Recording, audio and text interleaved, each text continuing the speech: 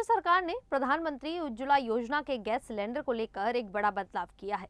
अब पहले की तरह 25 दिन में दूसरा सिलेंडर नहीं मिलेगा। इसके लिए अब 45 दिन का इंतजार करना होगा। साथ ही पहले गांव और शहर में बुकिंग के नियम अलग अलग थे, लेकिन अब पूरे देश में एक जैसा नियम लागू कर दिया गया है। सरकार का कहना है कि ये फैसला इसलिए लिया गया है ताकि सस्ती गैस की कालाबाजारी रोकी जा सके, यानी कोई भी उज्ज्वला योजना की गैस लेकर उसे बाहर महंगे दाम पर बेच ना सके।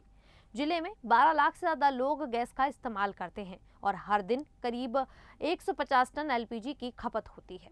उज्ज्वला योजना के तहत यहां करीब 3.31 लाख लोगों को फायदा मिल रहा है।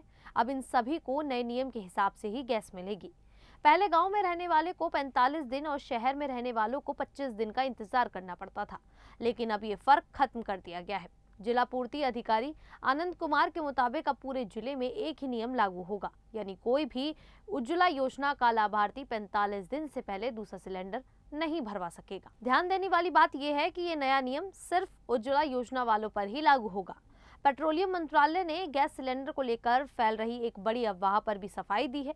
कुछ खबरों में कहा जा रहा था कि 14.2 किलो वाले घरेलू सिलेंडर में अब सिर्फ 10 किलो गैस मिलेगी, लेकिन मंत्रालय ने इसे पूरी तरह से गलत बताया है। मंत्रालय की जॉइंट सेक्रेटरी सुजाता शर्मा ने साफ कहा है कि गैस की सप्लाई पहले की तरह ही सामान्य चल रही है और लोगों को ऐसी अफवाहों पर भरोसा नहीं करना चाहिए।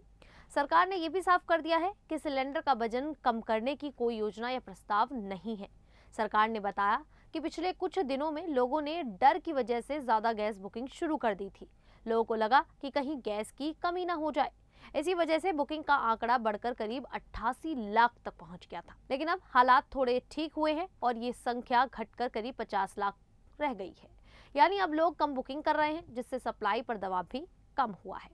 Ministry of shipping and waterways के स्पेशल सेक्रेटरी राजेश कुमार सिन्हा के मुताबिक 2 बड़े LPG tanker strait of Hormuz पार करके भारत की ओर आ रहे हैं। इन टैंकरों में करीब 92,700 मीट्रिक टन गैस है। हालांकि ये भारत कब पहुंचेगा, इसकी सही जानकारी अभी सामने नहीं आई है।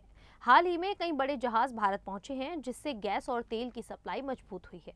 18 मार्च को जग लाटकी टैंकर करीब 80,886 मीट्रिक टन कच्चा तेल लेकर आया। 17 मार्च को नंदा देवी जहाज 46,000 मीट्रिक टन एलपीजी लेकर पहुंचा। 16 मार्च को शिवालिक जहाज भी 46,000 मीट्रिक टन एलपीजी लेकर गुजरात पहुंचा था। सरकार का कहना है कि पिछले 3 हफ्तों में काफी तेजी से काम हुआ है। सुजाता शर्मा के मुताबिक पिछले 21 दिनों में करीब 3.5 लाख नए पीएनजी कनेक्शन दिए गए हैं। पीएनजी मतलब वो गैस होती है जो पाइप के जरिए सीधे घर पर आती है, जिससे लोगों को सिलेंडर पर कम निर्भर रहना पड़ेगा। साथ ही 14 मार्च को सरकार ने बड़ा फैसला लिया कि जिसके पास पीएनजी कनेक्शन है उनके लिए सिलेंडर रखना गैर कानूनी होगा। ऐसे लोगों को अपना गैस सिलेंडर वापस करना होगा और वे अब रिफिल नहीं करा पाएंगे। सरकार का मकसद है कि सिलेंडर की बचत हो और जिन लोगों को सच में जरूरत है उन्हें आसानी से गैस मिल सके। सरकार ने एलपीजी के नियमों में भी बड़ा बदलाव किया है। अब कुल कमर्शियल गैस का 50% हिस्सा राज्यों और केंद्र शासित प्रदेशों के पास रहेगा। केंद्र सरकार ने राज्यों से कहा है कि इस गैस का इस्तेमाल restaurant, dhaba, hotel, industrial canteen, food processing और डेयरी यूनिट्स के लिए किया जाए। अभी तक 20 राज्यों और केंद्र शासित प्रदेशों ने इस नई व्यवस्था के तहत गैस बांटना शुरू कर दिया है और करीब 15,800 टन गैस उठाई जा चुकी है। सरकार ने यह भी कहा है कि सबसे पहले कम्युनिटी किचन और सस्ती कैंटीन को गैस दी जाए। इसके अलावा प्रवासी मजदूरों के लिए 5 किलो वाले छोटे सिलेंडर भी इसी कोटे से दिए जाएंगे। सरकार का मकसद साफ है, कोई भी मजदूर या छोटा कामगार गैस की कमी की वजह से भूखा ना रहे। एलपीजी संकट के पीछे 2 बड़ी वजह बताई जा रही हैं। पहली वजह है कतर का रास लफान प्लांट बंद होना। ईरान के ड्रोन हमले में इस प्लांट को काफी नुकसान हुआ है। ये दुनिया का सबसे बड़ा एलएनजी हब है और यहाँ से करीब 20% ग्लोबल सप्लाई आती है। प्लांट बंद होने से सप्लाई पर सीधा असर पड़ा है। दूसरी वजह है स्ट्रेट ऑफ हॉर्मुज का लगभग बंद हो जाना। ये 167 किलोमीटर लंबा समुद्री रास्ता है जो फारिस की खाड़ी को अरब सागर से जोड़ता है। जंग के कारण ये रास्ता अब सुरक्षित नहीं माना जा रहा है, इसीलिए ज्यादातर तेल टैंकर यहाँ से नहीं गुजर रहे हैं। आपको बता दें कि दुनिया का करीब 20% पेट्रोलियम इसी रास्ते से गुजरता है। वहीं भारत भी अपनी जरूरत का करीब 50% कच्चा तेल और 54% एलएनजी इसी रास्ते से मंगाता है। यही वजह है कि सप्लाई पर दबाव बढ़ा है और एलपीजी संकट की स्थिति बन रही है।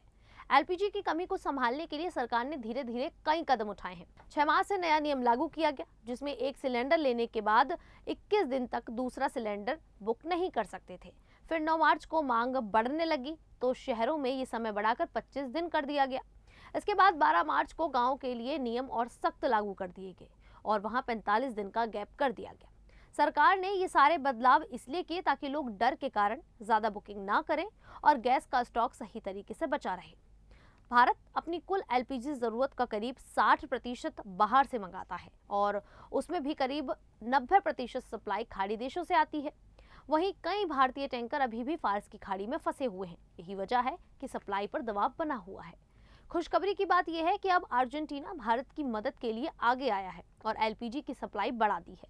2026 के पहले 3 महीनों में अर्जेंटीना ने भारत को करीब 50,000 टन एलपीजी भेजी, जो 2025 के 22,000 टन के मुकाबले दोगुना से भी ज्यादा है। युद्ध शुरू होने से पहले ही बाहिया ब्लैंका पोर्ट से 39,000 टन गैस भेजी गई थी और फिर 5 मार्च को 11,000 टन का एक और कार्गो भेजा गया। अर्जेंटीना में गैस का प्रोडक्शन भी बढ़ रहा है। जनवरी 2026 में वहां 2,59,000 टन एलपीजी प्रोड्यूस हुई। वहीं सालाना उत्पादन 2024 के 2.6 मिलियन टन से बढ़कर 2025 में 2.63 मिलियन टन हो गई।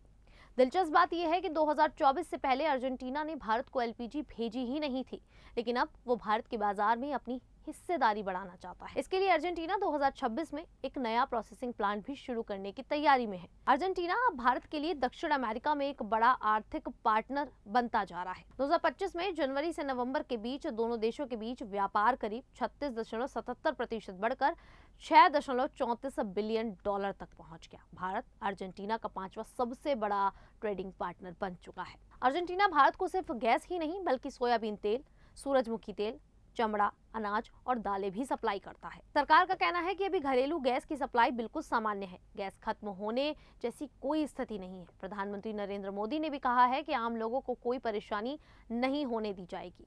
यानी कि कुल मिलाकर ये गैस संकट मिडिल ईस्ट की जंग की वजह से आया है, लेकिन सरकार ने जल्दी कदम उठाकर हालात संभालने की कोशिश की है। नियमों में बदलाव करके कालाबाजारी पर रोक लगाने की कोशिश की गई है। पीएनजी कनेक्शन बढ़ाकर सिलेंडर की बचत की गई और अर्जेंटीना जैसे देशों से गैस मंगवाने का इंतजाम किया गया। अब लोगों से कहा जा रहा है कि घबराएं नहीं और जितनी जरूरत हो उतनी ही गैस बुक करें।